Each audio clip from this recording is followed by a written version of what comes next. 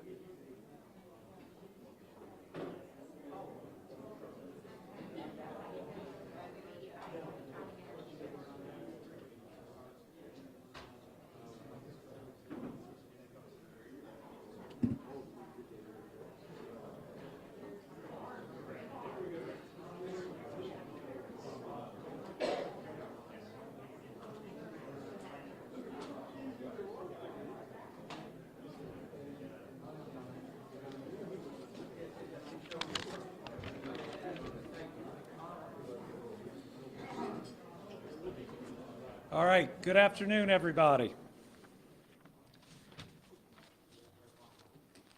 This is Kentucky's most devastating tornado event in our history. We have lost far too many of our brothers and sisters. The damage is devastating. Entire blocks, more than one block, with nothing standing. To the people of America, there is no lens big enough to show you the extent of the damage here in Graves County or in Kentucky. Nothing that was standing in the direct line of this tornado is still standing. We currently have 18 counties with damage. As of this morning, we had between 36 and 50,000 Kentuckians without power, but I will say that that is improving. Mayfield, where we are today, Dawson Springs, my dad's hometown, and Bremen were hit hard. Bowling Green, sustained significant damage. I believe this will ultimately be the longest tornado in certainly U.S. history, from the point where it touched down to when it finally picked back up. Over 220 miles, 200 of them are in my state, with our people that have suffered from it. It was joined by at least 3 other tornadoes here in Kentucky. I think we now believe maybe many, many more. I've been living this in real time since midnight yesterday. But while I was at the state's Emergency Operations Center receiving reports in real time, Western Kentucky and its people were at ground zero. So 40 hours in, here's where I think we are. First, we're grateful. We're grateful to our first responders who were there all through the evening, out in the storm itself, showing incredible heroism, and they are still at work. We're grateful for all the help that we've received from other cities and other states, help from the federal government that has come in so many different forms. We're grateful for the outpouring of love. It's the best way I can describe it. From all over the country and from all walks of life, I want to thank everybody for standing with the people of Kentucky. We feel it. In fact, one of our biggest challenges right now is organizing the amount of people that want to help, want to donate, and want to volunteer. But you know what? That's the best challenge that any of us could ask for. So we declared our state of emergency in advance of midnight before the storm hit. That's a state of emergency. We've now been granted the immediate federal state of emergency. It is rare. It was granted incredibly quickly, and we are grateful to Homeland Security, to FEMA, and to President Biden himself. The National Guard has been deployed. We have over 300 guardsmen that are active. They are out in our communities. They are doing everything from going door to door, though in many of these communities we don't have doors anymore. They're going rubble to rubble, searching hopefully for survivors, but otherwise to at least have certainty for families that we can advise them of their loss. They're doing debris removal, and they're also helping out in law enforcement capacity where needed. Our transportation cabinet has been out, hundreds of Kentucky workers and every large truck we can find. And let me tell you, today in Mayfield, we've even started moving debris out. And when you think 40 hours in, that is a testament to the people and the workers here, and also the workers at that cabinet. Division of Forestry is assisting with tree removal. We have requested and we have received assistance from all over the state and from the federal government, including help in search and rescue from federal teams as well as other state teams. And for supplies, especially drinking water and generators, we're now working on getting enough water for the hospital here to operate on a daily basis until service is restored. We launched the Team Western Kentucky Relief Fund at wkyrelieffund.ky.gov. Here's how the people of America have responded. 18,031 donations, over $2.3 million, every single penny of which is going to come to help our families here. The first set of expenses, grants that we're going to be rolling out are for funeral assistance.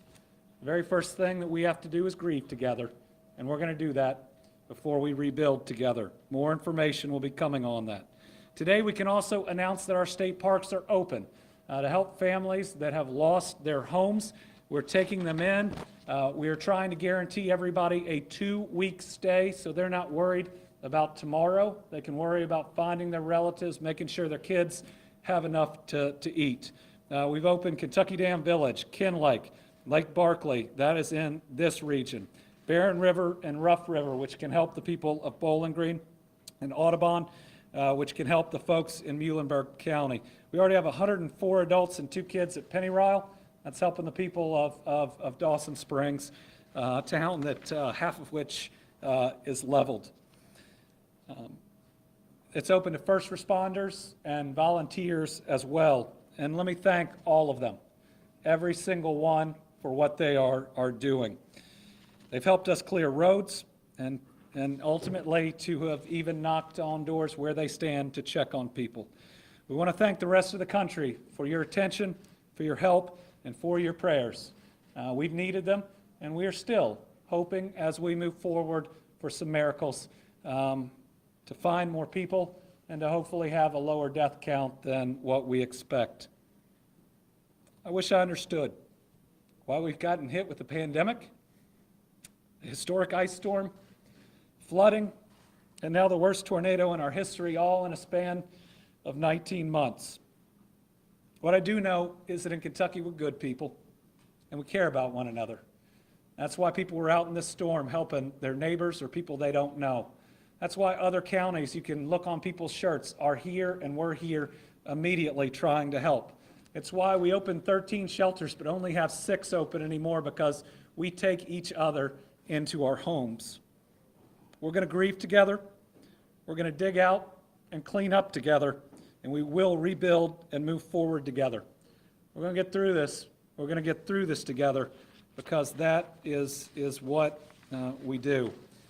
We are blessed today to have both the Secretary for U.S. Department of Homeland Security and the head administrator for Federal Emergency Management Agency, known as FEMA, with us less than 40 hours after this event began. Federal government has been there every step of the way, even helping us to know what we can ask for and saying yes. I want to thank all of them. That starts with the President, who called me 3 times yesterday alone. I believe we're going to hear from Congressman Comer here in a minute. I've heard from Senator McConnell. We are very pleased with the response. We want you to keep it up, but we want to thank you so much. We're first going to hear from Alejandro Mayorkas, Secretary of the U.S. Department for Homeland Security. Mr. Secretary, we can't thank you enough for being here for our people. Thank you very much, Governor. FEMA Administrator Deanne Criswell and I and our teams visited the Candle factory site, the decimated site earlier today. We spoke with the leader of the search and rescue team and had the opportunity to thank some of his members. I saw on site a backpack that was left behind and a pair of shoes. And it represents the tragedy that this tornado has wreaked on this area of Kentucky. We learned of a telephone that was recovered, a cell phone that recorded 27 missed messages. We've lost fathers, mothers, brothers, sisters, sons, daughters, and others. But as the governor so poignantly and powerfully stated, we will get through this. We will grieve together, but we will also recover together. And that is why we in the federal government are here today. I want to make it perfectly clear that we are here physically today, but we will be here tomorrow, in the days, weeks, and months ahead until the recovery is complete. I want to express our tremendous thanks and admiration of the governor for his leadership of the people of Kentucky. In a time like this, it is a time to come together, and that is indeed what we have done. Federal, state, and local personnel of all walks in response to the needs of the people. We also visited a fire station and saw first responders who themselves are survivors of the disaster, place their own needs behind, and continue to respond to the needs of others. And I want to pay special thanks to the first responders and to all of those here in this area who are willing to sacrifice themselves for the well-being of others. We met with the mayor of Mayfield and heard her expression of resolve and commitment to the recovery. One of the things we've learned over the years about disasters is the need to lean forward and move personnel and resources very early, and that is indeed what we have done. FEMA has deployed its incident management assistance teams to Kentucky to help lead the federal effort on the ground. Damage assessment teams, search and rescue experts, and additional staff were standing at the ready to support the rescue operation. FEMA is helping deliver food, water, shelter, power, and all necessary aid to local communities. Upon receiving the request yesterday from the governor, President Biden approved an emergency declaration for Kentucky, giving this Commonwealth and its local emergency responders needed resources for this response, including direct federal assistance from DHS, from the Department of Homeland Security, FEMA, and the rest of the federal family.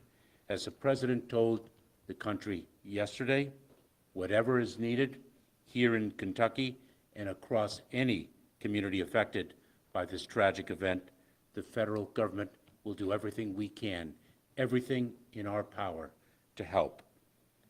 Now, let me turn it over to FEMA Administrator Deanne Criswell for further details. Thank you. Thank you, Mr. Secretary, and thank you, Governor. And just to all of the people of Kentucky, my heart goes out to each and every one of you who have experienced the tragic events from these tornadoes. As you heard from the governor, you had an outpouring of support that has come in from other communities, but I want you to know that the nation, your country, is praying with you. They're praying with you today for your speedy recovery and for all the tragedy that you have endured. I'd also like to recognize those first responders, the heroic efforts that they put forth over the last 40 hours since this tornado struck are just incredible. Going out there, not knowing maybe what their families were going through or their homes, and making sure that they're taking care of their communities. Our first responders across this nation are always amazing to me at how they are so available and go out and put themselves in harm's way to make sure that others can be safe. And so, from the bottom of my heart, thank you very much. And then the neighbors. We've also heard incredible stories of neighbors helping neighbors, neighbors rescuing people from rubble. You're also first responders, and thank you so much for all of the effort that you put in to make sure that your neighbors are safe. We did have an opportunity today to be able to visit a couple of areas that have been impacted. We were able to tour Graves County and Marshall County, as well as visit the candle factory. And as you heard the governor say, me, myself, and the rest of the nation, we've been watching this. We've been seeing the pictures of this.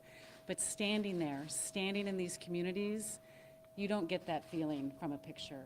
When you stand in one direction and look and see all of the devastation, and then just turn to your right and all of the devastation around you, you can't understand how this has impacted these communities until you're there, which is why it's so important to be here, to see it for myself, so we can make sure that we're providing the right level of assistance to help with your response and your ongoing recovery.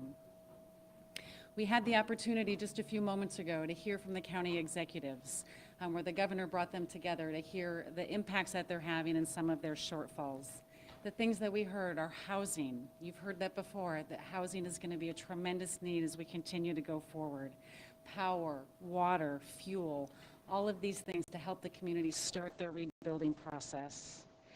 Because housing, we know, is going to be such a tremendous need, we are sending in one of our housing experts that will be here tomorrow to begin the strategy for how we're going to be able to help with the long-term housing needs and the recovery of these communities. Part of that is we also did receive a request from the governor just moments ago too for a major disaster declaration. As you heard, the president approved an emergency declaration yesterday, which allowed us to really move resources in quickly to start with those initial response efforts. But the major disaster declaration is going to begin to help individuals. You can go to disasterassistance.gov and you can find the type of assistance that will be available once the declaration is approved.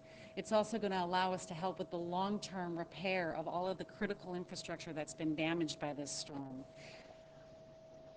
Again, go to disasterassistance.gov and you can find out more information about what will be available. We also know that the communications are bad, and you're not going to be able to perhaps access some of the sites that we send you to or make phone calls. So we're going to send teams into the field. We call them disaster survivor assistance teams. So if you see somebody walking around with a FEMA shirt, a FEMA jacket on, and you have a question, pull them aside. They're going to be able to look it up. They're going to have iPads with them. They can find information. They can help you register for assistance if you need to. They should be on the ground starting tomorrow and going into those communities that have been the most impacted. And just to close, FEMA is just one part of the team. This disaster declaration is going to allow us to bring the entire federal family together to provide the much needed support that you're going to have for today and for the duration of the recovery. And Governor, you have my commitment to make sure that we're giving you everything that you need to help with this long recovery that you're going to be faced with. Thank you.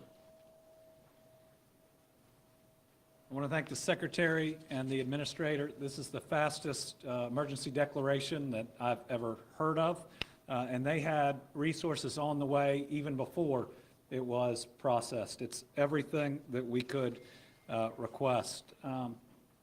It also reminded me of our police chief here, who's doing a great job in Mayfield, having to survey his own officers today to see whose homes were standing and who needed help. Can you imagine that, working 2 straight days to help people when your home isn't even standing? That's what we've got people doing. I also meant earlier, we have lots of thanks out there. I do want to thank AT&T, which specifically got 2 communities, Dawson Springs and Benton, their cell phones back up. They were having trouble communicating even with each other and emergency personnel. We appreciate the second one just came up online. Next, I want to introduce Michael Dossett. He is our Director of Kentucky Emergency Management. Thank you, Governor. So just a few brief comments. First of all, again, our hearts go out to you and to the families of those who have been lost. A tragic event that will rank among one of Kentucky's worst disasters. Thank you to Secretary Mayorkas and Administrator Criswell. Thank you so much for coming to see on the ground what it looks like in Kentucky. You go to many places in the nation. We follow disasters across the country. See you here present only hours after the event is priceless. Thanks so much. Our Regional Administrator, Gracia Scheck. Gracia and I probably speak most often once a week. She's the administrator. Please raise your hand, Gracia. She is the administrator for Region 4, 8 states. She has been nothing more than exceptional in processing this disaster. In fact, as was indicated, assistance was on the way before we had the first declaration. I just received an email not 2 minutes ago that advised that our expedited application will be signed by the governor, and then it'll be forwarded to Gracia, and I hope to have some news that the governor can share shortly after that.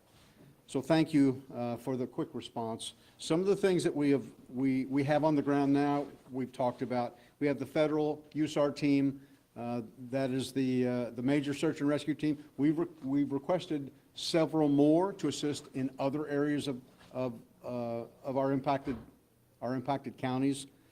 And that's in the works. The IMAT team, this is the overhead team that manages the disaster with us.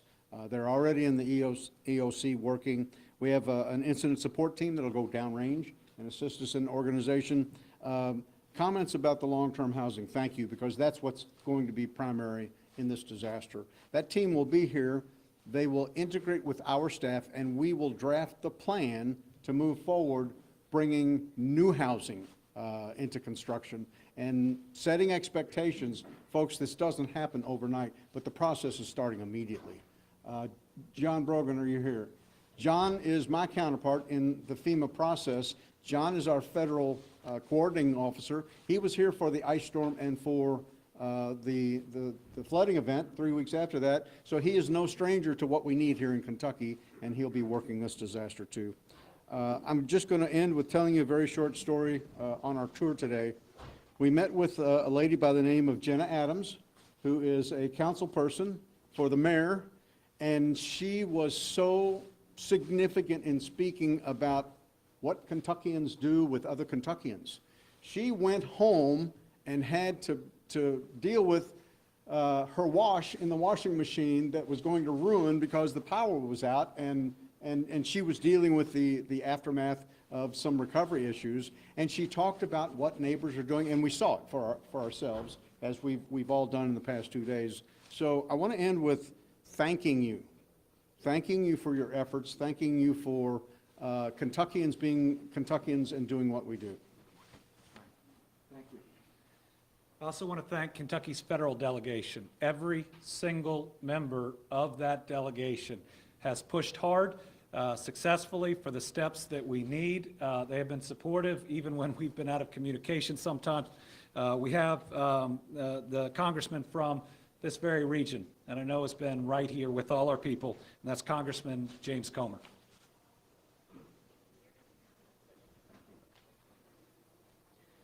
Well, I want to thank Governor Beshear for his quick response with emergency management, with the National Guard, with the state police. I want to thank Secretary Maracas and the FEMA director for coming here immediately. This is going to be an effort that's going to take local, state, and federal cooperation, and we're going to have it. We've pledged that. We had a meeting prior to this press conference with the local elected officials in the counties most adversely affected in West Kentucky. We've already spoken about the immediate needs of power, of water restoration, getting utilities back, communications back. I think everyone's going to be working together. This isn't going to happen overnight. This is going to be a very long process. But in speaking with every local resident in this community and the other communities adversely affected, they all will quickly say, we're going to rebuild, we're going to come back.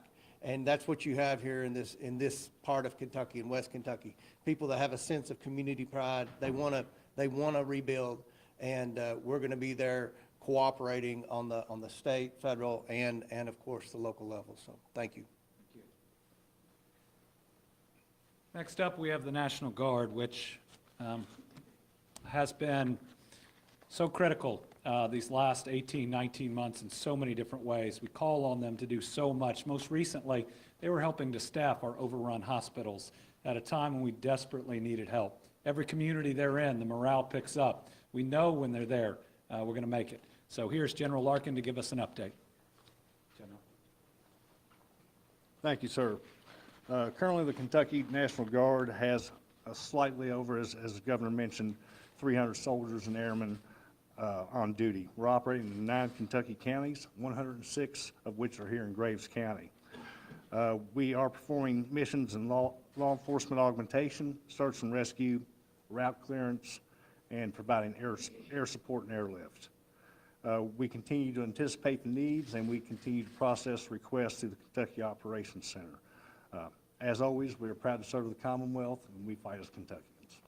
Thank you. Finally, we got a real special person. First person I gave a hug to when I got on scene. Mayor here in Mayfield is Kathy Onan. And when I first got to talk to her, since this has happened, we were standing outside of that candle factory. These are all our people, but these are neighbors of hers that she serves every day. Mayor, we're with you, and we love you. Mayor Onan. Thank you so much, Governor. As the mayor of this tightly knit, small western Kentucky town, one of the greatest honors I have is watching the first responders all over the county as they run 2 disasters.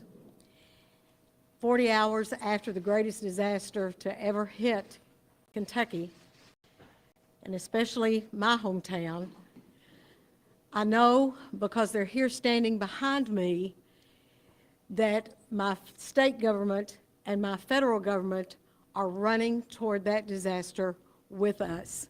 They came to us. I didn't call them, they called me. And that shows me how miraculous of a situation exists in the Commonwealth and within our federal government. When the sun rose over western Kentucky in Mayfield, the morning after this horrid disaster, I walked out of the fire station of our city government complex. Our city hall was destroyed. Our fire station was destroyed. I don't think there's a pane of glass in any vehicle or property that the city owns that isn't shattered. And as I walked out, I looked across the street to a bank where there was so much rubble. I looked over the city, and I've said it before, it looked like matchsticks. And I did cry. I've tried not to cry a lot, but I did cry. I had to have a moment. And I looked across, and in the rubble of that bank, I saw the flag of the United States that had just recently flown at that fire station. So I walked across the street, and I moved bricks aside, and I took that flag. And standing just over to the right of me were two of our first responders. And I went to them and handed it to them, and immediately those two men began to fold it with the most respect. They'd been up all night. They were tired. They were dirty. And they began to fold it as gently and as beautifully as I have ever seen. I've had that flag with me in my possession. It is safely at my home. And it will always hold a place of respect on that city government complex, however it may look in the future. And it will be there. But I know that in the future we will raise another flag which represents everything that's happened here, all the efforts of everyone. And I look forward to that day when we raise that flag of hope and security over that fire station once again. I want to thank the media also. You guys probably don't hear that very much. I want to thank you because you're telling our story. I guess every mayor feels the same way, but we are special here. We are tightly knit, as I said at the beginning, and we may squabble and disagree, but this is what we do. We come together and we work to build. Thank you so much for building with us.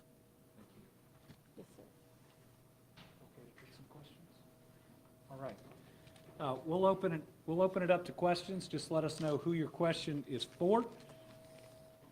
Governor, search and rescue folks, can you tell us whether anybody has been pulled out of the candle factory alive since yesterday's press conference, and if so, what were the circumstances?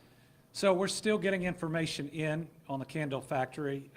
The owner has been in contact and believes he has some different information. We are trying to verify it. If so, it may be a better situation in the miracle we were hoping for. But since 3:30 yesterday, we haven't made another live rescue. Governor, can you give us some hard numbers, anything, a number of people that were in the factory that are missing, the number of people who have been rescued, the number of people, anything? So the numbers that we had that we were talking about yesterday are still the numbers that we have. Again, the company right now says it has different information, but until we can verify it, we're still where we were yesterday. Can you tell us what that was? We're running down that information. There were 110 or so people within the facility. Originally, there were 40 rescues, and then they're still trying to make contact with different individuals to determine exactly how bad it is. I am praying that maybe original estimates of those we've lost were wrong. If so, it's going to be pretty wonderful, but it's way too early. Is there an estimate in terms of size of damage, number of homes, businesses in Mayfield or beyond there? Well, we're going to have over 1,000 homes that are just gone, and that assessment is going to take some time, but I don't think we'll have seen damage at this scale ever. Yeah. I just talked to some folks who can't get their medicine, their home is a pile of rubble. What should I tell those folks? Where can they go? Where can they get the help they need? Are they here in Graves County? They're here in Graves County. All right, do we have some of our Graves County responders? Medicine and all, we're sending people. I believe they're setting up at the Grace County Fairgrounds. Yes. FedEx, Right. especially people who So, order their medication. so we're dropping water at the fairgrounds here. We're having all the packages now delivered there from different groups. Michael? Governor, there's a mobile pharmacy on the way to assist. And there's a mobile pharmacy on the way to assist. Sure. As you look ahead to rebuilding, I know that's, right now you're just trying to still save lives and assess everything, but will you look to rebuild in a way that makes sure that there are more safety structures in place in the event that more tornadoes?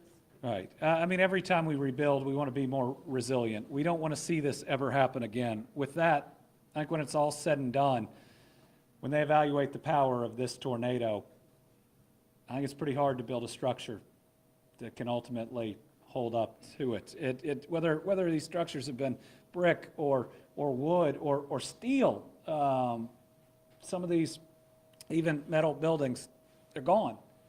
When this tornado hit, it didn't take a roof off, which is what we've seen in the past. It exploded the whole house. People, animals, and the rest just gone. So yes, we need to rebuild and be more resilient. Yes, there were a lot of warnings, but this thing is so powerful that I don't think there's any blame. We are just people together trying to move forward. Governor, what is the latest figure you have for the number of people that were killed in this disaster, the number of people who have been injured? We haven't really talked much about those who. We don't have a firm number on injuries. We know that hospital here, I believe, saw at least 80 people in the first 8 hours. Bowling Green's hospital, significant too. Again, on the death count, we know that we're going to have at least 4 counties that are in double digits. Again, I think the best that we can hope for would be the 50. But I think it's going to be significantly worse than that. Remember, we're still finding bodies. I mean, we've got cadaver dogs in towns that they shouldn't have to be in. And I know early you guys talked about this a little bit, but ballpark, how many people might be without homes? Thousands of people without homes. We don't have an exact number of houses because right now we're trying to count people, and that's where we have our main focus. How many confirmed deaths are there? Let me get the number of the confirmation. I get the reports in on what we have seen, but they're not confirmed until the person is fully identified and the family is notified. You have the confirmed number, Michael? We do not, sir, as is the normal progress. The Kentucky Health Department certifies that for the government. Yeah, best case scenario, we're at 50 that we thought we had earlier. I'm not optimistic for the best case scenario, but I'm certainly going to hope for it. I know we're over 10 in Warren County. We're over 10 and growing in Hopkins County. We have significant loss here. We're over 10 in Muhlenberg, in a town, 100 and something people. I think we're at 3 to 5 in Caldwell. And so those numbers are going to continue to grow as we're able to go house to house and home to home. Governor, you and I, we know what Kentucky's about, we're from here, but to see the attention that the state has gotten on a global scale from this, what do you hope people take away from seeing Kentucky and the resiliency of our people? Well, first, we're grateful for the outpouring of support, of attention, of prayers from this country and from the world. It's all we could ask for, and it's just pure love, one country united, worried about us. But what I hope they see is that we also love one another. We are good people that care about one another. We open our homes, we open our businesses. As people get power on, they're reaching out to everybody else to invite them in. The number of emergency responders or just volunteers, my dad's from Dawson Springs, not far from Madisonville, and the number of volunteers when I was there yesterday from Madisonville is truly special. So I hope they see a state that cares about one another, that's willing to grieve with one another too, but is strong enough to rebuild. Yes. Do you have any idea when some of the families of the factory workers will be getting some answers? We talked to dozens who Yeah. said they've turned over identifying marks and names, but they haven't heard anything. Well, the process, and it's not a process I agree with, is that the families are notified after an individual is fully identified there by the coroner or others. I think as we've seen more events like this, we just need to be more upfront about the possibilities for those families. For each of them, I'm really sorry. You're not supposed to lose people the way we've lost them these last 2 years, and you're not supposed to lose people like this, and to not know and to not have the information has got to make it that much harder. Do you know if anyone here in this room has information about how many people have been reported missing to the Griggs County coroner? Do we have a report on total number of missing? Yeah, and the challenge is we'll have the reports that come in. We'll try to compile and move forward. I know in Bowling Green, that's being done by some volunteers that are there that create the list. In Dawson Springs, it was multiple pages, single-spaced, with communications down is the real challenge, right? When your cell phones don't work in these communities, exactly how do you find people to truly know how many are missing? And again, we're 40 hours in, and just the level of devastation does make having the specific numbers I know you want just difficult to have. Governor, quick question. Talking to a teacher earlier, they haven't been able to get in touch with some of their students. Can you talk about what's going on with the schools? Yeah. So our school systems right now are primarily staging grounds. Staging grounds where we want to get power up and going. We're sending a large generator to the Dawson Springs school, and they are truly functioning as shelter, as staging grounds. You know, it's a special place that is just as important in the midst of this. I know in these communities without power, obviously we won't have school tomorrow, and that word is going to be getting out there. I just had one thing, I'm sorry to interrupt Sure. you. Just to answer the previous question, if families are still seeking information about loved ones they are missing, they can go to His House Ministries here in Mayfield. Okay, His House Ministries here in Mayfield for those people we're trying to find. It's going to take time to get the school systems back up and functional, and in some areas I think it's going to happen faster than others. We talk about 18 counties. We've got some that are primarily intact but need power, need phone service, and we'll want to be back in school as quickly as we can get that. For others, like here and like Dawson, it's going to take some more time. Yeah. You mentioned yesterday a little bit about this, but do you have more insight into the employees that were in the candle factory when the tornado hit? Were some given the option to leave? What was communicated to them about what options they had? Yeah. Right now, I'm unaware of what was communicated to the individuals in the factory. I do know, based on accounts of those who have gotten out, and then also where we found people who haven't, that it appears most were sheltering in the place that they were told to shelter. We've heard some accounts, or I have, of moving to that area. I hope that area was as safe as it could be, but this thing got hit directly by the strongest tornado we could have possibly imagined. Were they sheltering in the same place? Well, there is a portion that I believe that they are trained to go to, and we do think many people, maybe even most people, were able to get to that point. But again, this is information coming from some who made it out. From what we see there, we'll learn more on that as the days go forward. Our operation right now is recovery. Governor, what can you tell us based on your initial reaction of being in Princeton, being in Dawson Springs, two places that are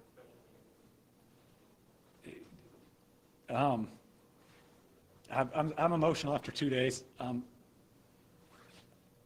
This is a place that, I mean, Dawson's a place where I'd go and I'd sit on my grandparents' front porch about 2 weeks a year, one at Christmas and one at the barbecue festival. They'd all sing. They'd tell me not to sing. And that same porch I went to check on their house. And their house is still there, but I mean, one block up and left or right is just gone, just flattened. And again, for folks that can only see the image, you stand in the midst of this and everything you see, everything, right, left, forward, backwards, is gone, and you can see for maybe even miles that you previously couldn't. And so it hurts, but I know it doesn't hurt me nearly as much as the people who live here, and they know whose house that is that's not there anymore. So electricity is coming on in some places faster than others. It depends on the damage. I know Marshall County is coming up a little bit faster. Here in Graves County, it's a work in progress. It really ends up depending on how many lines are down, how significantly. It appears that work is really moving. On the water side, it depends on what exactly has been damaged and what it takes to operate it. I know in Dawson, a generator was able to, or they believe is able to get the pumps back going. Again, in Marshall County, I think water is being restored. Again, it's community by community and what it's going to take. If you can't confirm numbers, can you confirm that last night into today, you said there hasn't been a rescue since Saturday at 3:30. Have more bodies been pulled, recovery bodies? You just cannot say how many last night and today. I think we are still trying to get the most accurate information. We expect there to be a significant death toll. We are checking on new information coming in from the company and hope to have a clearer picture on that. I mean, there have been I think multiple bodies, but just the wreckage is extensive as we continue to try to get through it. Governor, anything from the National Weather Service surveys that we noted in terms of what they're seeing, winds, wind, anything like that that's from you? We have the National Weather Service here that could answer any question.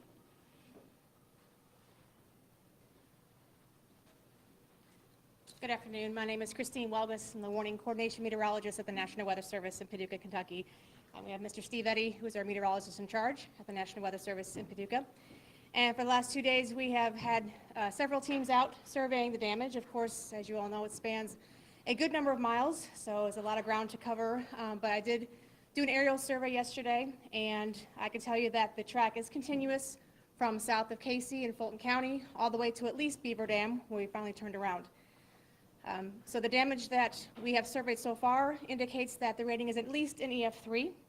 However, we have world-renowned experts who are on the surveys right now, and also experts within the National Weather Service that are looking at the data, and will be looking at possibly upgrading that rating as well.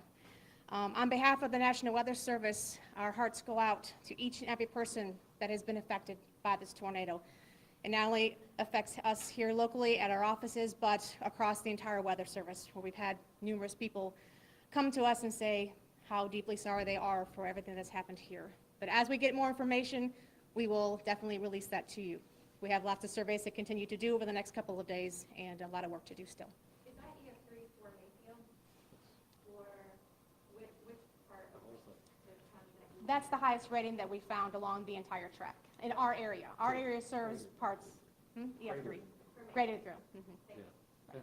And there are locations along the path, Casey, Dawson Springs, Earlington, Bremen, that are definitely harder hit areas. How long is that path, miles? We have not figured out that because the survey has not been completed. As you go south into Tennessee, that's another Weather Service office that is covering that. And then you go east of Muhlenberg County, and the National Weather Service in Louisville covers everywhere east of Muhlenberg County. So again, there's surveys ongoing for the last couple of days, and we still have to figure out exactly how long the path is. Great. We'll just take one more, and we'd say that I think it's at least a 3, and look around. I'm not a meteorologist, but I expect we'll find it's much more severe. So, yeah. I know obviously this is historic for Kentucky, but are you concerned that this kind of extreme weather could be the new normal, and that this is a reflection of time? You know, right now, I can't process whether this is a new normal or not. We're just trying to identify the dead, locate the living, reunite families, try to give people a place to stay and something to eat, get them their medicine, meet their needs. All the rest of it, over time, we could talk about.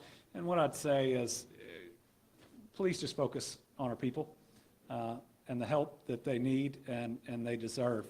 As we get more information, as we get concrete numbers, we will be transparent about them. We will get them to you as soon as we can. Please understand we're 40 hours in the midst of rubble, but we're tough people. We got a ton of help. Thank you to the federal government. We could not ask for a stronger response. Thank you to our federal delegation. We're going to get through it, and we're going to get through it together. All right. What was the dollar amount again that was raised last year? They can get you the specific. Over to on this side.